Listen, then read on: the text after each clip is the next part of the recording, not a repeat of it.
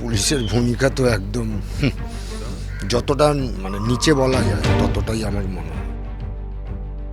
মনে রাখতে হবে এই ব্যর্থতার দায় কিন্তু পুলিশ মন্ত্রীরও থাকে।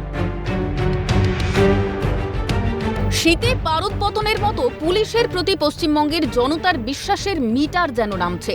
এক কাউন্সিলরকে ধরতে নাকের জলে চোখের জলে নাকি খুঁজতেই অনীহা। অভিযোগের এতদিন পরও প্রভাবশালী কাউন্সিলরের বিরুদ্ধে পদক্ষেপ নেই। হতাশ এবং আতঙ্কিত আক্রান্ত প্রমোটার। ধরা তো আর পড়ছেই না, তাহলে ভাবতে হবে কতটা প্রভাবশালী। আর প্রভাবশালী না হলে এতদিন ধরা পড়েই যেত। প্রভাবশালী যেটা আমি শুরু থেকেই বলে এসেছিলাম, পুলিশ কেন পাচ্ছে না সেটা পুলিশই জানে কেন পাচ্ছে না। মিউচুয়ালি মিটমাটের জন্য প্রভাবশালী ফোন, সিএনএ বিস্ফোরক আক্রান্ত প্রমোটার। নতুন করে আমাকে একজনই ফোন করেছিলেন, তার নামটা আমি বলছি না, যে আমাকে দেখা করতে বলেছিলেন যে এটা কথা বলো, তোমার কি হেল্প করতে হবে বলো, মানে সে মিউচুয়ালের ব্যাপারটাই আর কি। আপনি নাম বলছেন না, তার পরিচয় কি? রাজনীতিবিদ না অন্য কেউ? কি তার সে কাউন্সিলর অন্য? সেটাও আমি বলতে পারবো না। সে রাজনীতিবিদ, সে তো বলছে আমি বড় ধরনের কোনো নেতা ফেতা।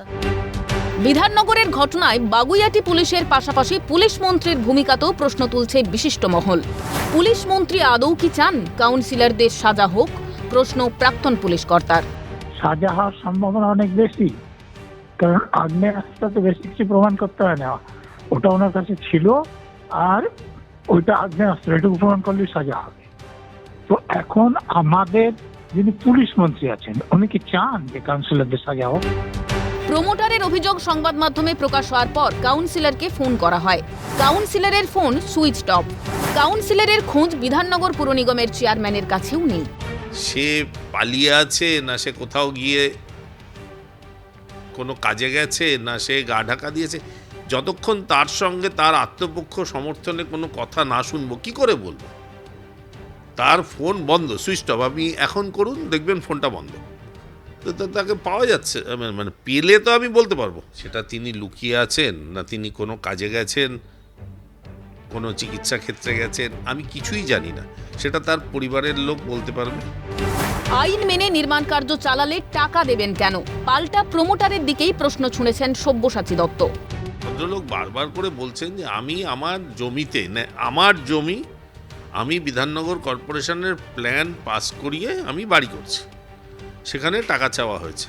তিনি যদি ন্যায্যভাবে আইন সঙ্গতভাবে কর্পোরেশনের বৈধ প্ল্যান নিয়ে বাড়ি বানান, তাহলে তিনি টাকা দেবেন কেন? তিনি বলছেন আমি প্রথমে কিছু টাকা দিয়েছি। বিধাননগর পৌর নিগম ওয়েস্ট বেঙ্গল মিউনিসিপ্যাল কর্পোরেশন অ্যাক্টের রুলসে আপনারা আইন মেনে কাজ করুন, একটি পয়সাও দেবেন না বেআইনিভাবে কাউকে, কারণ আপনি যদি বেআইনি না হন, আপনি কোনো বেআইনিকে সমর্থন করাটাও কিন্তু বেআইনি। লাপাতা কাউন্সিলরের খোঁজ সজল ঘোষ দেবেন পুলিশকে। তৃণমূলের কর্মীরাই খবর দিচ্ছে রোজ। পুলিশি নিরাপত্তাতেই তৃণমূল কাউন্সিলর সমরেশ চক্রবর্তী, সিএনএতে বিস্ফোরক সজল ঘোষ। মনে রাখতে হবে এই ব্যর্থতার দায় কিন্তু পুলিশ মন্ত্রীরও তাহলে। তাই ধরতে পারছে না, না বলে বলুন ধরছে না, তাকে মামলায় যাতে জামিন পাওয়া যায় অ্যাডভান্স।